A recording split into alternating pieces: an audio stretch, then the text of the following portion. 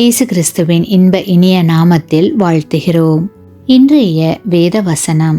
அப்பொழுது இயேசு அவர்களை கிட்ட வர செய்து, புறஜாதியாருக்கு அதிகாரிகளாக எண்ணப்பட்டவர்கள் அவர்களை இருமாப்பாய் ஆளுகிறார்கள் என்றும், அவர்களில் பெரியவர்கள் அவர்கள் மேல் கடினமாய் அதிகாரம் செலுத்துகிறார்கள் என்றும் நீங்கள் அறிந்திருக்கிறீர்கள். உங்களுக்குள்ளே அப்படி இருக்கலாகாது. உங்களில் எவனாகிலும் பெரியவனாயிருக்க விரும்பினால் அவன் உங்களுக்கு பணிவிடைக்காரனாய் இருக்க கடவன். மார்க்கு 10ஆம் அதிகாரம் வசனங்கள் 42 மற்றும் 43. Today's Bible verse.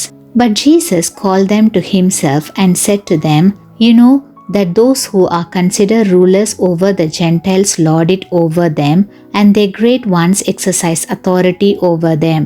Yet it shall not be so among you, but whoever desires to become great among you shall be your servant.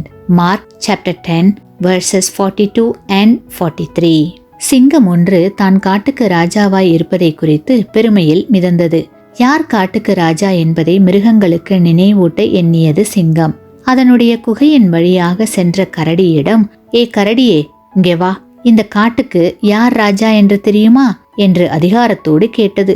அதற்கு கரடி மிகவும் பயந்தபடி, தாங்கள் தானே ராஜா என்றவுடன் சிங்கம் தன்னுடைய உரத்த குரலில் ஏற்றுக்கொண்டது.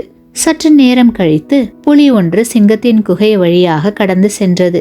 அப்போது அந்த புலியிடம், ஏ புலியே, இங்கே வா, இந்த காட்டுக்கு யார் ராஜா என்று தெரியுமா என்று அதே அதிகாரத்தோடு கேட்டது.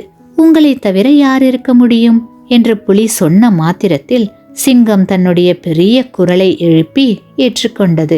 கிறிஸ்துவுக்குள் அன்பான சகோதர சகோதரிகளே, அதிகாரம் என்பது மிரட்டுவதோ அல்லது ஆதிக்கம் செலுத்துவதோ இல்லை.